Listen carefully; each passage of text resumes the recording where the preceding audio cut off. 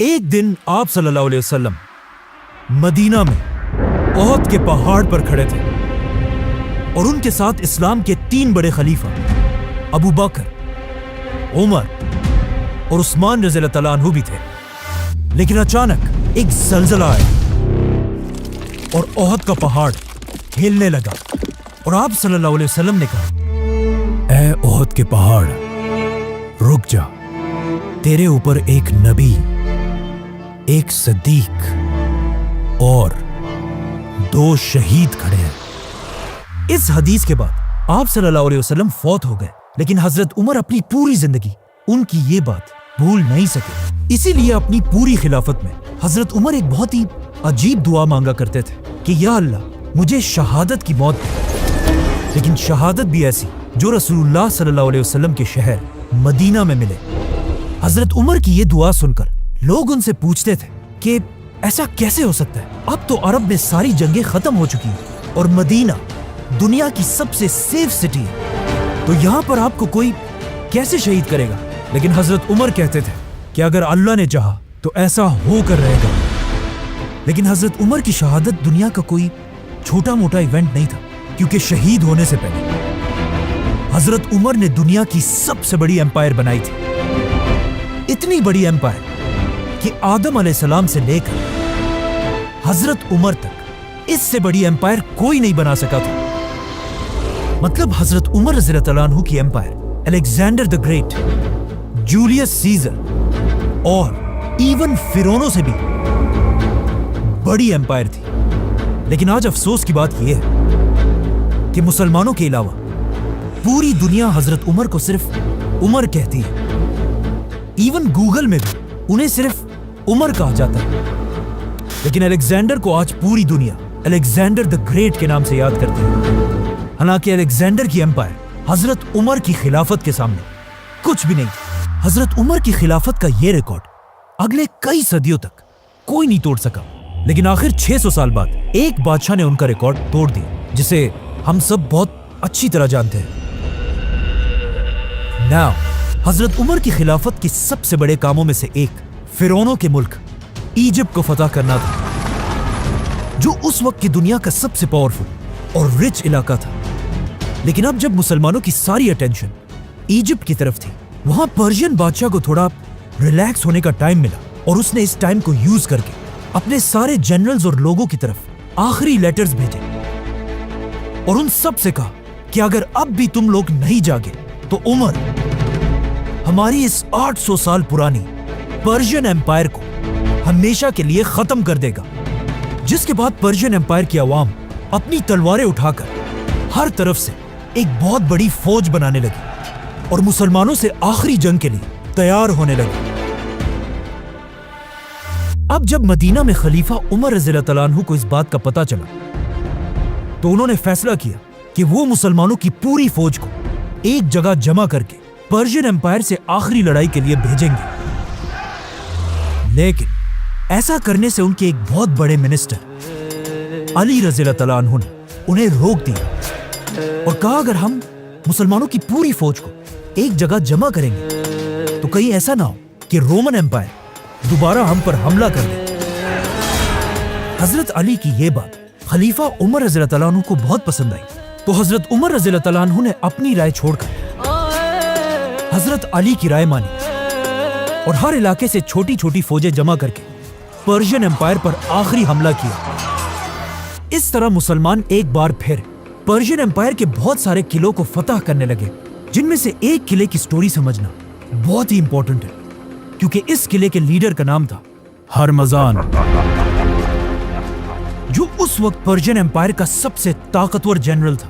اسی لیے ہرمزان کی سٹی کو مسلمانوں نے بہت ہی مشکلوں سے فتح کیا، لیکن یہ سٹی فتح کرتے ہی ہرمزان مسلمانوں کی فوج سے بھاگنے لگا اور مسلمان اس کا پیچھا کرنے لگے۔ بھاگتے بھاگتے ہرمزان اپنی سٹی کے سب سے لمبی بلڈنگ پر چڑھ کر زور زور سے چیخنے لگا کہ میرے پاس 100 تیریں ہیں اور ان 100 تیروں سے میں ایک ایک مسلمان کو چن چن کے ماروں گا، لیکن میری ایک شرط ہے، اگر مسلمان مجھ سے یہ وعدہ کرے کہ وہ مجھے عمر بن خطاب کے پاس لے کر جائیں گے تو میں سرنڈر کرنے کے لیے تیار ہوں۔ تو مسلمانوں نے کہا ٹھیک ہے، اس میں کون سی بڑی بات ہے۔ تو انہوں نے ہرمزان کو پکڑا اور اسے سیدھا مدینہ میں خلیفہ کی طرف روانہ کیا۔ ہرمزان پہلی بار مدینہ میں داخل ہوا اور اس کا خیال تھا کہ خلیفہ عمر کا ایک بہت بڑا محل ہوگا اور باقی بادشاہوں کی طرح ایک بہت بڑے دربار میں بیٹھے ہوں گے، لیکن وہ یہ دیکھ کر حیران رہ گیا کہ دنیا کا اتنا بڑا بادشاہ ایک سادہ سی بلڈنگ میں زمین پر آرام فرما رہے تھے۔ کہا جاتا ہے یہ دیکھ کر ہرمزان نے پوچھا بھی کہ خلیفہ کے گارڈز کدھر ہیں؟ تو اسے بتایا گیا کہ خلیفہ عمر کو ان چیزوں کی ضرورت نہیں ہوتی۔ لوگوں نے حضرت عمر رضی اللہ تعالیٰ عنہ کو اٹھایا اور انہیں کہا کہ یہ پرشین امپائر کا بہت بڑا جنرل آپ سے ملنے آیا ہے، لیکن حضرت عمر نے کہا کہ میں تب تک اس سے بات نہیں کروں گا جب تک اس نے یہ بادشاہوں والے کپڑے پہنے۔ جاؤ اور اسے بدل کر آؤ۔ جب ہرمزان اپنے کپڑے بدل کر بالکل عام انسان کی طرح حضرت عمر کے سامنے پیش ہوا، تب حضرت عمر نے اسے اپنے پاس آنے کی اجازت دی، لیکن اس ہرمزان کی وجہ سے پہلے ہی اتنے مسلمان شہید ہو چکے تھے کہ حضرت عمر اسے سزائے موت دینے کا ارادہ کر چکے تھے۔ لیکن آتے ہی ہرمزان نے کہا کہ مجھے پانی پلایا جائے۔ جیسے ہی اسے پانی دیا گیا تو ہرمزان نے وہاں سب کے سامنے حضرت عمر سے کہا کہ مجھ سے وعدہ کریں جب تک میں اس پانی کو نہ پیوں تب تک مجھے کوئی قتل نہیں کرے گا۔ جیسے ہی حضرت عمر نے ہرمزان کی بات مان لی، ہرمزان نے وہ پانی زمین پر پھینک دیا اور کہا میں نے تو پانی پیا ہی نہیں، بلکہ یہ پانی تو اب میں کبھی پی ہی نہیں سکتا، اور اب آپ کے وعدے کے مطابق مجھے کوئی نہیں مار سکتا۔ جس کے بعد ہرمزان نے جلدی سے اسلام قبول کر لیا اور اس طرح مدینہ میں اپنی جان بچا لی۔ حضرت عمر نے بھی یہ دیکھ کر ہرمزان کو معاف کر لیا، لیکن انہیں پتا تھا کہ ہرمزان کوئی عام انسان نہیں ہے، بلکہ پوری پرشین امپائر کا آرمی چیف ہونے کی وجہ سے ہرمزان کو اس امپائر کے ایک ایک کونے کا پتا تھا۔ اسی لیے حضرت عمر نے ہرمزان کو مدینہ میں رہنے کی اجازت دی، بلکہ پرشین امپائر کے خلاف اسے اپنا ایڈوائزر بھی بنایا۔ لیکن حضرت عمر کو اس بات کا پتہ نہیں تھا کہ ایک دن یہی ہرمزان ان کی شہادت میں ایک بہت بڑا رول پلے کرے گا۔ آرمی چیف ہرمزان کی گرفتاری کا جب پرشین بادشاہ کو پتا چلا تو اسے بہت غصہ آیا، کیونکہ یہ پرشین امپائر کے لیے ایک بہت بڑی بے عزتی تھی۔ تو انہوں نے اور تیزی سے اپنی فوج کو جمع کرنا شروع کیا اور آخر پوری پرشین امپائر سے ایک بہت بڑی فوج جمع کر کے ایران کی سٹی نہاوند میں مسلمانوں سے آخری جنگ لڑنے کے لیے تیار ہو گئے۔ اب یہاں پہ تھوڑی کنفیوژن ہے کہ پرشین فوج کے جمع ہونے کی خبر حضرت عمر تک کس نے پہنچائی؟ پرانے گورنر سعد بن ابی وقاص نے یا نئے گورنر عمار بن یاسر رضی اللہ تعالیٰ عنہ نے، جو ایک بہت بڑے صحابی تھے اور ان کے ماں باپ نے سب سے پہلے اسلام کے لیے اپنی جان دی تھی۔ حضرت عمر کو جب اس کا پتہ چلا تو انہوں نے اپنے سارے منسٹرز کی ایک میٹنگ بلائی اور ان سے پوچھا کہ ہمیں کیا کرنا چاہیے، جس پر حضرت عثمان نے انہیں مشورہ دیا کہ آپ کو خود ایک بہت بڑی فوج لے کر پرشین بادشاہ سے لڑنے کے لیے جانا چاہیے۔ لیکن حضرت علی نے کہا کہ نہیں، خلیفہ کو مدینہ میں رہ کر کسی اور کو بھیجنا چاہیے۔ تو حضرت عمر نے ایک بار پھر حضرت علی رضی اللہ تعالیٰ عنہ کی رائے کو پسند کیا اور 30,000 کی بڑی فوج جمع کر کے اسے پرشین امپائر سے آخری جنگ کے لیے روانہ کیا، جس کے بعد نہاوند میں اسلام اور پرشینز کی آخری بہت بڑی جنگ ہوئی اور آخر بہت مشکلوں سے مسلمان یہ جنگ جیت گئے۔ لیکن یہ جنگ اتنی خطرناک تھی کہ یرموک اور قادسیہ کے بعد سب سے زیادہ لوگ اس جنگ میں مارے گئے تھے اور مسلمانوں کے جنرل نعمان بن مقرن بھی اسی جنگ میں شہید ہوئے تھے۔ مسلمان یہ جنگ جیت تو گئے، لیکن اس جنگ کے بعد مسلمانوں کی تاریخ ہمیشہ کے لیے بدل گئی، کیونکہ مسلمانوں نے اس جنگ میں ایک ایسا آدمی گرفتار کیا جس کا نام تھا فیروز، اور جس نے آگے جا کر جنگ کے بعد عربوں نے اس کا نام ابو لولوا رکھا اور یہ مغیرہ بن شعبہ کا غلام بنا۔ لیکن فیروز باقی سارے غلاموں سے بہت ہی ڈیفرنٹ تھا، کیونکہ یہ اس زمانے کا ایک قابل لوہار تھا، جسے دیکھ کر ابو لولوا کا ماسٹر مغیرہ بن شعبہ اسے مسلمانوں کے کیپٹل مدینہ لے کر آیا जहां पर यह अपने मास्टर के लिए लोहे का काम करता था, और वो यहीं पर मदीना में रहने लगा। वहां पर्शियन एम्पायर में अब मुसलमानों के पास फ्री हैंड था और मुसलमान आसानी से हर इलाके को फतह करने लगे। यहां तक कि मुसलमानों की एक फौज ऊपर अजरबैजान तक पहुंची और मुसलमानों की दूसरी फौज तारीख में पहली बार हजरत उमर की खिलाफत में इंडिया के बॉर्डर्स को क्रॉस करके अंदर दाखिल हुई, जो आज पाकिस्तान का इलाका बलोचिस्तान है। और इसी तरह यह सारा इलाका, पूरी पर्शियन एम्पायर हमेशा के लिए खत्म हो गया। आखिर यह देखकर पर्शियन बादशाह भी मुसलमानों से भागने लगा, और जब उसे पूरी दुनिया में कोई जगह नहीं मिली तो मजबूरन उसे चाइना में जाकर रहना पड़ा। और चाइना के बादशाह ने उसे बहुत अच्छी तरह वेलकम किया। ये उसी पर्शियन बादशाह का पोता था जिसे इससे बहुत साल पहले रसूलुल्लाह सल्लल्लाहु अलैहि वसल्लम ने एक लेटर भेजकर इस्लाम की तरफ आने की दावत दी थी। और इस बादशाह के दादा ने रसूलुल्लाह सल्लल्लाहु अलैहि वसल्लम के लेटर को बहुत ही गुरूर से फाड़ दिया था। लेकिन अब हजरत उमर की फौज ने पूरी पर्शियन एम्पायर को हमेशा के लिए फतह कर लिया था। मतलब मुसलमानों की यह खिलाफत, जो एक जमाने में छोटी सी मदीना की रियासत थी, अब इंडिया और चाइना तक फैल चुकी थी और दुनिया की सबसे बड़ी सुपर पावर थी। लेकिन जैसे ही मुसलमानों की फौज पाकिस्तान के बॉर्डर के करीब पहुंची, यह हजरत उमर की खिलाफत का आखिरी टाइम था, क्योंकि इसके कुछ ही दिनों बाद हजरत उमर रज़ियल्लाहु तआला अन्हु को शहीद कर दिया गया। क्योंकि मसला यह था कि इससे कुछ ही अरसा पहले जिस गुलाम को मुसलमान पकड़कर मदीना लेकर आए थे, फिरोज या अबू लुलुआ, वो मदीना में मुसलमानों के साथ तो रहता था, लेकिन वो यहां कभी भी खुश नहीं था। कहा जाता है कि जब भी वो मदीना में अपने इलाके के बच्चों को देखता था तो कहता था कि इन अरबों की वजह से आज हम तबाह हो चुके हैं। इसके अलावा वो बार बार कहता था कि काश इन अरबों की गुलामी देखने से पहले मैं नहावंद की जंग में ही मर जाता। मतलब फिरोज के दिल में मुसलमानों की इतनी नफरत थी, और इसी नफरत के साथ एक दिन फिरोज खलीफा उमर रज़ियल्लाहु तआला अन्हु के पास गया और उनसे कहा कि मेरा मास्टर मुगीरा मुझ पर बहुत जुल्म करता है। मतलब मुझे हर दिन अपनी कमाई से उसे 2 दरहम देने पड़ते हैं। 2 दरहम। हजरत उमर की खिलाफत इतनी तेजी से बढ़ी थी कि मुसलमानों के पास अब तक अपनी कोई करेंसी बनाने का टाइम ही नहीं था। तो उनकी खिलाफत में मुसलमान पर्शियन एम्पायर की बनाई हुई दरहम्स, सिल्वर कॉइन्स को यूज करते थे। तो अबू लुलु की 2 दरहम की प्राइस को अगर आज के जमाने में देखा जाए तो कुछ 1500-1600 रुपए बनते हैं। तो जब इस प्राइस का उसने हजरत उमर को बताया तो हजरत उमर ने उससे पूछा कि तुम क्या करते हो?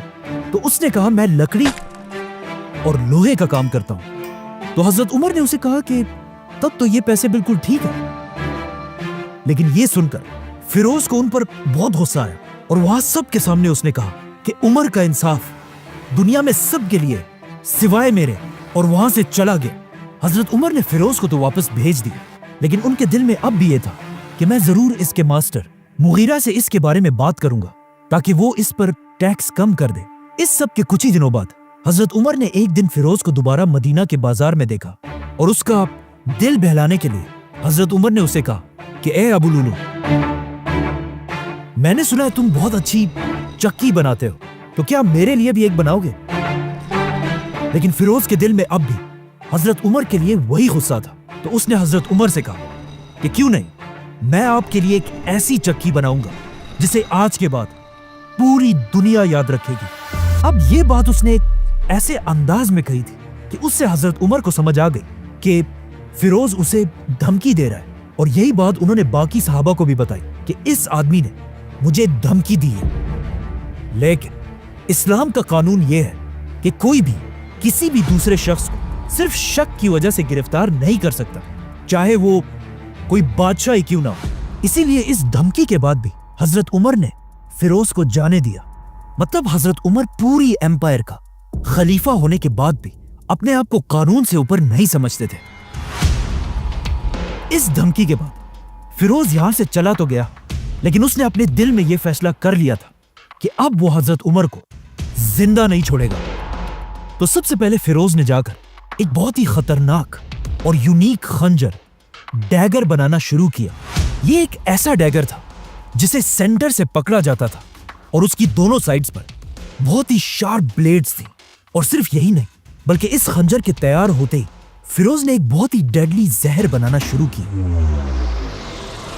उस जमाने के पर्शिया में लोग जिस जहर को यूज किया करते थे वो ज्यादातर इस हेमलॉक के पौधे से बनाया जाता था, जो दिखने में तो बहुत खूबसूरत है, लेकिन इसके छोटे से जर्रे से भी इंसान अंदर से बिल्कुल जल जाता है। इसीलिए यह पौधा उस जमाने के असैसिन्स का फेवरेट पॉइजन था और कहा जाता है कि इससे बहुत साल पहले एक ग्रेट फिलोसोफर सोक्रेटिस सुकरात को भी इसी जहर से मारा गया था। फिरोज ने अपने इस यूनिक खंजर को सारी रात इस जहर के अंदर रखा और फिर अगले ही दिन फजर की नमाज से पहले जाकर मस्जिद नबवी के एक कोने में छुप गया और खलीफा उमर रज़ियल्लाहु तआला अन्हु का इंतजार करने लगा। तो अब जैसे ही हजरत उमर ने अगले दिन फजर की अजान सुनी तो वो उठे और मस्जिद में अपनी आखिरी नमाज पढ़ने के लिए रवाना हुए। हजरत उमर के पहुंचने से पहले ही मुसलमान मस्जिद में नमाज के लिए सफों में खड़े हो चुके थे, लेकिन फिर भी हजरत उमर एक एक सफ को क्रॉस करते हुए उन्हें हुक्म दे रहे थे, मुसलमानों, अपनी सफों को सीधा करो। इस वक्त अपनी शहादत से कुछ ही देर पहले हजरत उमर की खिलाफत वेस्ट में अल्जीरिया से लेकर ईस्ट में इंडिया तक फैली हुई थी। मतलब अगर आज की दुनिया के 25 या 30 कंट्रीज को मिला लिया जाए तब जाकर वो अकेले हजरत उमर की खिलाफत बनती है। लेकिन यहां पे ये समझना लाजमी है कि इस सब के बारे में आप सल्लल्लाहु अलैहि वसल्लम पहले ही बता चुके थे। हजरत उमर की शहादत से सिर्फ 25 साल पहले, जब मक्का में आप सल्लल्लाहु अलैहि वसल्लम के थोड़े ही फॉलोअर्स थे और लोग उन पर बहुत जुल्म किया करते थे, तो इन सख्त हालात में भी आप सल्लल्लाहु अलैहि वसल्लम सबसे कहते रहते थे कि एक दिन यही मुसलमान दुनिया की दोनों सुपर पावर्स रोमन और पर्शियन एम्पायर को फतह करेंगे। और ये सुनकर मक्का के लोग हमेशा उनका बहुत मजाक उड़ाया करते थे और कहते थे कि मुसलमान हमसे अपने आप को नहीं बचा सकते, तो ये लोग सुपर पावर से क्या लड़ेंगे। लेकिन आज सिर्फ कुछ ही साल बाद हजरत उमर ने अपनी खिलाफत में रसूलुल्लाह सल्लल्लाहु अलैहि वसल्लम की इन बातों को पूरा कर दिया था, क्योंकि आज मुसलमान दुनिया के सबसे बड़े सुपर पावर थे और हजरत उमर दुनिया के सबसे ताकतवर बादशाह। आखिर हजरत उमर मुसलमानों के सामने इमाम की जगह पर खड़े हुए और नमाज शुरू की। अल्लाहु अकबर। कहा जाता है कि हजरत उमर हर फजर की नमाज में कुरान की सूरह यूसुफ की तिलावत करते थे, जिसमें यूसुफ अलैहिस्सलाम एक गुलाम से पूरे इजिप्ट के लीडर बनते हैं। लेकिन आज वही इजिप्ट हजरत उमर की खिलाफत का एक छोटा सा सूबा था। लेकिन अब अपनी जिंदगी की आखिरी नमाज में हजरत उमर ने जैसे ही नमाज शुरू की, पीछे से अबू लुलू फुल स्पीड भागते हुए आया और अपने जहरीले खंजर से जोर से हजरत उमर को मारा और फिर दोबारा मारा और दोबारा मारा। इसी तरह अबू लुलू ने बहुत तेजी से हजरत उमर पर 6 वार किए और हजरत उमर जमीन पर गिर गए। यह देखकर पीछे खड़े मुसलमानों ने अबू लुलू को पकड़ने की कोशिश की, लेकिन फिरोज ने वहां से भागने के लिए अपने इसी खंजर से वहां 9 और लोगों को भी शहीद कर दिया। लेकिन आखिर जब मुसलमानों ने इसे पकड़ लिया तो फिरोज ने उसी खंजर से अपना ही गला काटकर खुदकशी कर ली। अब पीछे खड़े मुसलमानों को इस बात का पता नहीं था कि हजरत उमर पर हमला किया गया, इसीलिए वो सब कंफ्यूज थे कि हजरत उमर ने अचानक नमाज क्यों रोक दी। ये देखकर अब्दुर्रहमान बिन औफ आगे बढ़े और हजरत उमर की बाकी नमाज को पूरा किया। इसके कुछ ही देर बाद हजरत उमर ने होश में आकर पूछा, کہ ابن عباس مجھے مارنے والا کون تھا تو انہیں بتایا گیا کہ مغیرہ بن شعبہ کا وہی غلام فیروز۔ یہ سن کر حضرت عمر نے کہا کہ اللہ کا شکر ہے کہ مجھے کسی کلمہ پڑھنے والے مسلمان نے نہیں مارا۔ مطلب فیروز نے صرف 2 درہموں کی وجہ سے دنیا کے سب سے طاقتور بادشاہ خلیفہ عمر رضی اللہ تعالیٰ عنہ پر حملہ کیا تھا۔ لیکن یہاں پر کہانی کا ایک دوسرا اینگل بھی ہے۔ جب سے فیروز مدینہ آیا تھا وہ یہاں بالکل بھی خوش نہیں تھا اور مسلمانوں سے بہت سخت نفرت کرتا تھا اور مدینہ کے باقی لوگوں سے دور رہ کر صرف ایک شخص کے ساتھ پھرتا تھا، وہی ہرمزان۔ اور کہا جاتا ہے کہ جس خنجر سے حضرت عمر کو مارا گیا تھا وہی خنجر لوگوں نے اس سے صرف ایک ہی دن پہلے ہرمزان کے پاس دیکھا تھا، جس کی وجہ سے بہت ہسٹورینز کہتے ہیں کہ فیروز کا یہ حملہ اکیلا نہیں بلکہ پرشین امپائر کی ایک سوچی سمجھی سازش تھی، اور یہ سازش مدینہ میں بیٹھے پرشین امپائر کے پرانے جنرل ہرمزان نے بنائی تھی۔ اسی لیے حضرت عمر کی شہادت کے کچھ ہی دنوں بعد ان کے ایک بیٹے عبید اللہ نے ہرمزان کی جان بھی لی تھی۔ لیکن یہ ایک بہت کنٹروورشل مسئلہ ہے اور آج کسی کو نہیں پتا کہ وہاں ایگزیکٹلی کیا ہوا تھا۔ خیر، مسلمان مسجد سے حضرت عمر کو اٹھا کر ان کے گھر لے کر آئے۔ عمر رضی اللہ عنہ کے جسم پر لگے زخم اتنے گہرے تھے کہ انہیں گھر لانے کے بعد جب انہیں کھجور کا پانی اور دودھ پلایا گیا تو وہ ان کے معدے میں جانے کے بجائے ان کے زخموں سے باہر نکلنے لگا۔ یہ دیکھ کر حضرت عمر کے ڈاکٹر نے انہیں کہا کہ یا امیر المومنین، اللہ کو یاد کریں۔ مطلب اب آپ کے پاس تھوڑا ہی ٹائم بچا ہے۔ یہ سن کر حضرت عمر کے پاس بیٹھے کچھ لوگ رونے لگے تو حضرت عمر نے انہیں ڈانٹا اور کہا جس نے رونا ہے وہ یہاں سے باہر نکل جائے۔ نارملی جو مر رہا ہوتا ہے لوگ اسے تسلی دیتے ہیں، لیکن حضرت عمر کی پرسنالٹی ایسے تھی کہ اپنی موت کی خبر سننے کے بعد بھی انہیں کوئی فرق نہیں پڑا۔ اپنی موت کی خبر سن کر حضرت عمر نے سب سے پہلے حکم دیا کہ مجھ پر جتنا بھی قرضہ ہے اس کا حساب لگایا جائے۔ تو پتا چلا کہ حضرت عمر پر 86,000 درہمز کا قرضہ تھا۔ تو حضرت عمر نے اپنے بیٹے اور خاندان کو حکم دیا کہ میرے بعد اس قرضے کو ادا کیا جائے۔ ساتھ بیٹھے لوگوں نے کہا کہ ایسا کرنے کی کیا ضرورت ہے، یہ سارا تو وہ پیسہ ہے جو آپ نے اپنی طرف سے غریبوں اور یتیموں کو دیا ہے۔ لیکن حضرت عمر نے ایسا کرنے سے انکار کر دیا اور ان کی شہادت کے بعد جس گھر میں وہ شہید ہوئے تھے اسے بیچ کر حضرت عمر کے قرضے کو ادا کیا گیا۔ اور اس گھر کو خریدا کس نے؟ ایک بہت ہی رچ صحابی اور فیوچر خلیفہ حضرت معاویہ بن ابی سفیان۔ جب پورے مدینہ میں یہ بات پھیل گئی کہ اب ان کے بیلوڈ خلیفہ عمر رضی اللہ تعالیٰ عنہ اس دنیا میں نہیں رہ پائیں گے تو ہر گھر سے رونے کی آوازیں آنے لگی۔ یہاں تک کہ ایک صحابی نے کہا کہ حضرت عمر کی شہادت کے دن مدینہ کے لوگ ایسے رو رہے تھے جیسے ہر گھر میں ان کا اکلوتا بیٹا مرا ہو، کیونکہ حضرت عمر نے اپنی حکومت ایک بادشاہ کی طرح نہیں بلکہ ایک باپ کی طرح کی تھی۔ اب جب حضرت عمر اپنے بستر پر اپنی زندگی کی آخری سانسیں لے رہے تھے تو انہوں نے اپنے بیٹے عبداللہ بن عمر کو بلایا اور اسے اپنی زندگی کی آخری خواہش بتائی کہ جا کر رسول اللہ صلی اللہ علیہ وسلم کی بیوی حضرت عائشہ رضی اللہ تعالیٰ عنہا سے پوچھو کہ عمر اپنے 2 ساتھیوں کے ساتھ دفن ہونا چاہتا ہے، لیکن یاد رکھنا کہ عمر ہی کہنا، امیر المومنین مت کہنا۔ عمر رضی اللہ تعالیٰ عنہ نے یہ اس لیے کیا کہ کہیں حضرت عائشہ اسے خلیفہ کا ایک آرڈر سمجھ کر مجبوراً مان نہ لے۔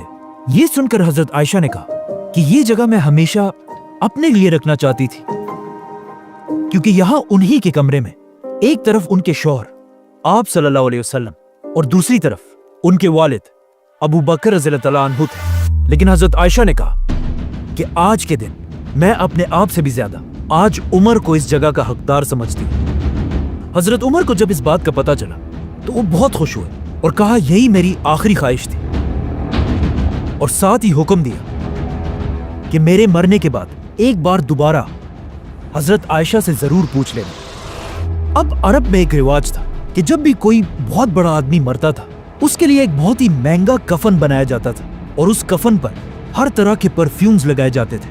لیکن حضرت عمر نے اپنے بیٹے کو سختی سے کہا کہ میرے مرنے کے بعد میرے لیے صرف ایک عام سا کفن لینا اور اس پر کسی قسم کا پرفیوم نہیں لگانا. اور پھر اپنے آخری ٹائم پر حضرت عمر نے اپنے بیٹے سے کہا کہ میرا سر اب تکیے سے ہٹا کر زمین پر رکھ دو, ہو سکتا ہے اللہ کو مجھ پر رحم آ جائے. اور اس طرح 10 سال اور 6 مہینے تک مسلمانوں کے خلیفہ رہنے کے بعد حضرت عمر اس دنیا سے چلے گئے. اور اس طرح اسلام کے دوسرے خلیفہ کو رسول اللہ صلی اللہ علیہ وسلم اور ابو بکر رضی اللہ تعالیٰ عنہ کے پاس مدینہ میں دفنا دیا گیا.